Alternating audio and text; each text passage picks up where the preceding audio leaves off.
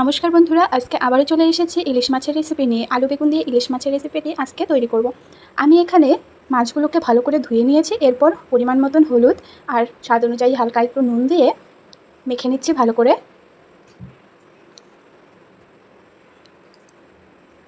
মেখে নেওয়া আমার হয়ে গেছে। উল্টো দিকে আমি কড়াই বসিয়ে দিয়েছি। কড়াইয়ে তেল দিয়ে দিলাম পরিমাণ মতন, দিয়ে তেল গরম হয়ে এসেছে। এক এক করে মাছগুলো আমি ভেজে নিচ্ছি। আমি এই কড়াইয়ে আগেও ইলিশ মাছ ভেজেছি, তাই কড়াইটি এরকম হয়ে গেছে।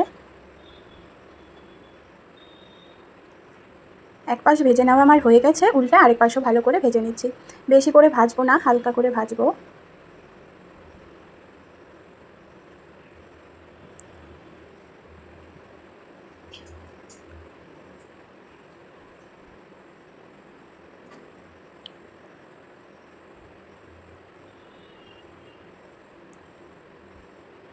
সবগুলো মাছ আমার উল্টে নেওয়া হয়ে গেছে।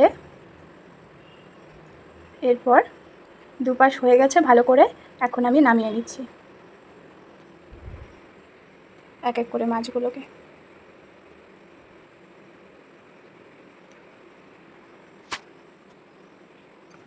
সবগুলো মাছ আমার নামিয়ে নেওয়া হয়ে গেছে। এবার বাকি মাছগুলোও দিয়ে দিব।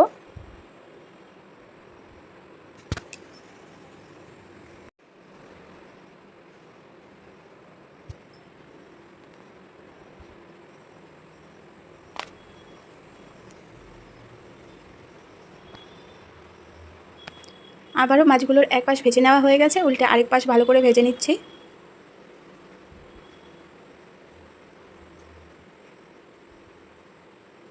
ভেজে নেওয়া হয়ে গেছে, এখন নামিয়ে নেব। সবগুলো মাছ আমার ভেজে নেওয়া হয়ে গেছে। যে কড়াই মাছ ভাজলাম সেই কড়াইয়েই আবার কিছু পরিমাণ সরিষার তেল দিয়ে দিলাম। তেল গরম হয়ে এসেছে, এখন আমি ফোড়নে দিয়ে দিচ্ছি সাদা জিরে। এরপর কেটে রাখা আলু বেগুনটা দিয়ে দেব। একসঙ্গেই দিয়ে দিলাম, দিয়ে খুন্তি দিয়ে ভালো করে নেড়ে নেব।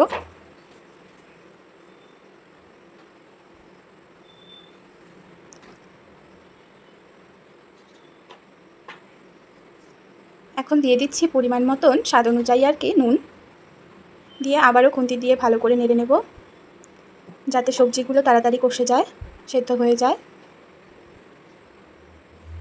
এখন দিয়ে দেব পরিমাণ মতন হলুদ গুঁড়ো।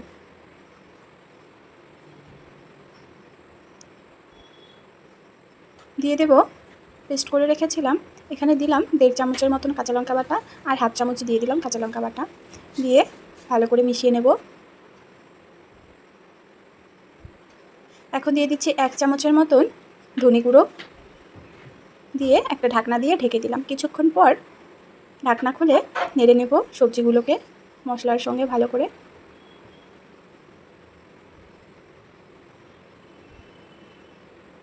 আবারও ঢাকনা দিয়ে ঢেকে দিলাম।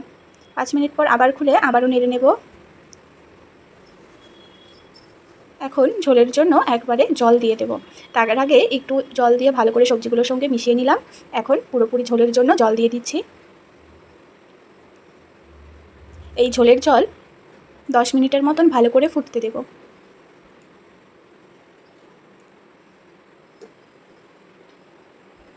যাতে আলু আর বেগুনগুলো ভালো করে সেদ্ধ হয়ে যায়। কিছুক্ষণ পর পর খুন্তি দিয়ে নাড়িয়ে নেব।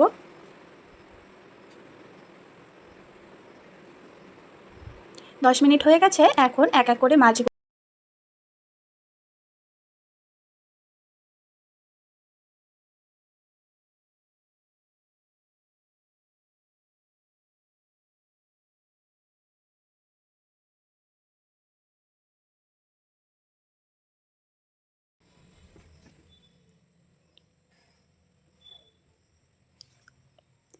এখন মাছগুলোর সঙ্গে ঝোলের জলকেও 5 মিনিট আবার ফুটতে দেবো, যাতে মশলাগুলো মাছের ভেতর ভালোভাবে ঢুকে যায়।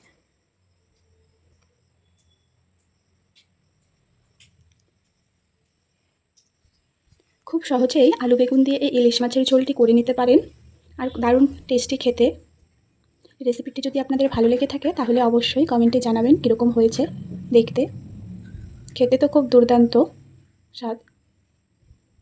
এখন হালকাভাবে খুন্তি দিয়ে একটু নেড়ে নেব।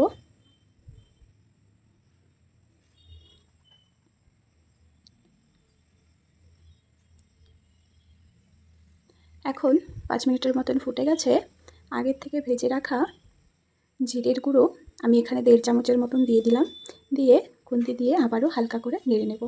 তৈরি ইলিশ মাছের ঝোল আলু বেগুন দিয়ে। ভিডিওটি সম্পূর্ণ দেখার জন্য সকলকে ধন্যবাদ।